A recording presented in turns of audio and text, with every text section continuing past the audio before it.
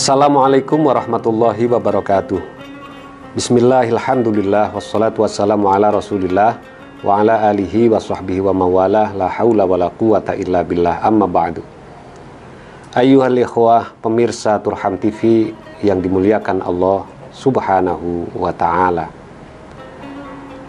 Seiring dengan modernisme, maka tuntutan hidup semakin berkembang dan definisi kebahagiaan pun berubah hari demi hari, waktu demi waktu.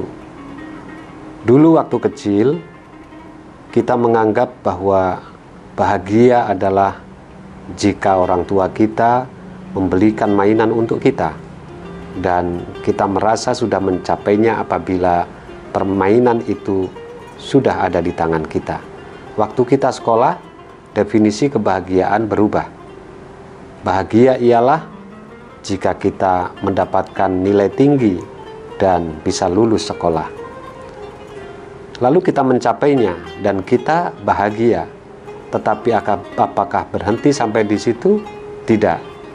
Ternyata definisi kebahagiaan berubah.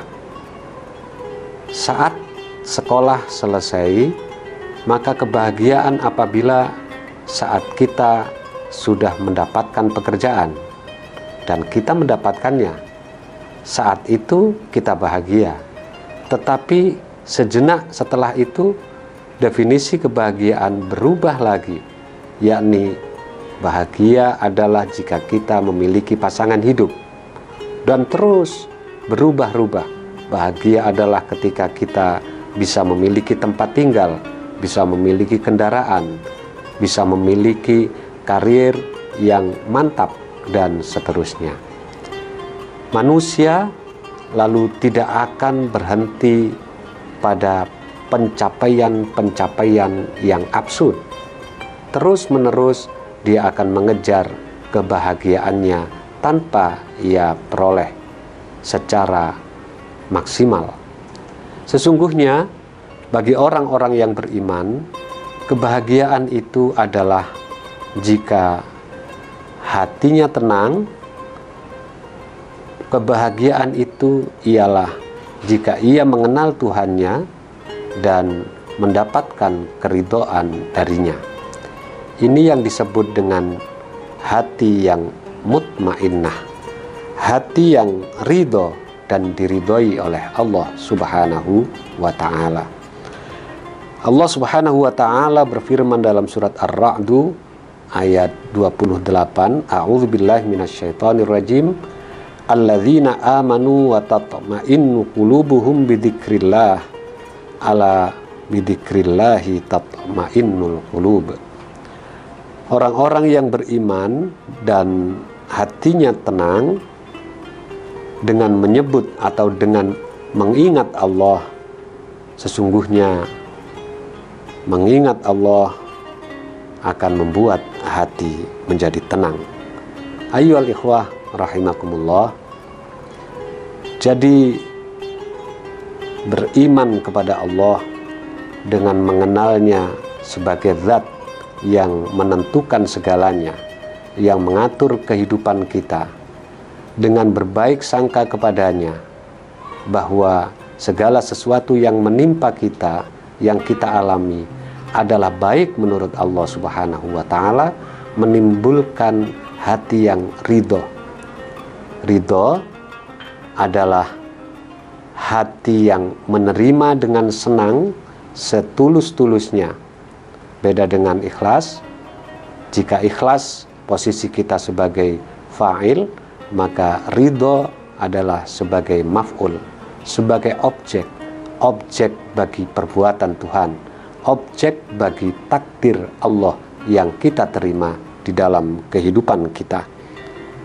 Memang setiap orang beda di dalam rizkinya, mungkin beda di dalam nasibnya, beda di dalam bagian-bagian yang didapatnya di dalam kehidupan ini, juga beda di dalam problem dan musibah yang dialaminya.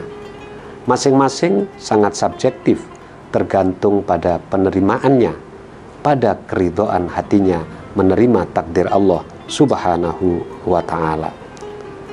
Allah Subhanahu wa Ta'ala sudah memanggil kita dengan firman-Nya, ya ayyatuhan nafsul mutmainnah irji'i ila rabbiki radiyatan mardiyah. Wahai hati yang tenang, wahai nafsul mutmainnah, kembalilah kepadaku, kembalilah kepada Tuhanmu, radiyatan mardiyah, dengan kondisi ridho dan Allah meridhoinya. Ayyuhal ikhwah rahimakumullah, dengan mempercayai secara sungguh-sungguh bahwa apa yang menimpa kita semua, suka atau duka, adalah semua dari Allah dan Allah pasti menghendaki yang terbaik untuk kita, maka kita akan memperoleh kebahagiaan yang hakiki. Banyak orang yang bergelimang dengan kecukupan materi di dalam hidupnya.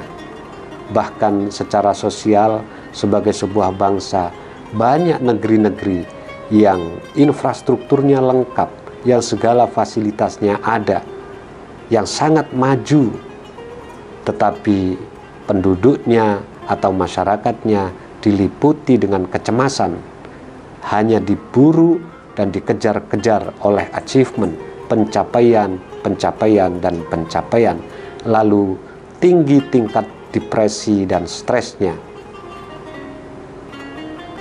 Masyarakat Muslim tidak demikian, karena yang dicari hanyalah keridhaan Allah Subhanahu wa Ta'ala. Adapun tujuan-tujuan yang lain hanya sasaran untuk mencapai tujuan yang utama itu, yaitu keridhaan Allah Subhanahu wa Ta'ala. Karena itu, ia tidak hanya memfokuskan perhatiannya pada pencapaian-pencapaian materi, pencapaian-pencapaian duniawi, tetapi juga ukhrawi. Mudah-mudahan dengan puasa ini kita seimbang antara mengejar pencapaian-pencapaian duniawi, tetapi kita posisikan sebagai perantara untuk mencapai tujuan yang hakiki, yaitu keridhaan Allah Subhanahu wa Ta'ala. Wassalamualaikum warahmatullahi wabarakatuh.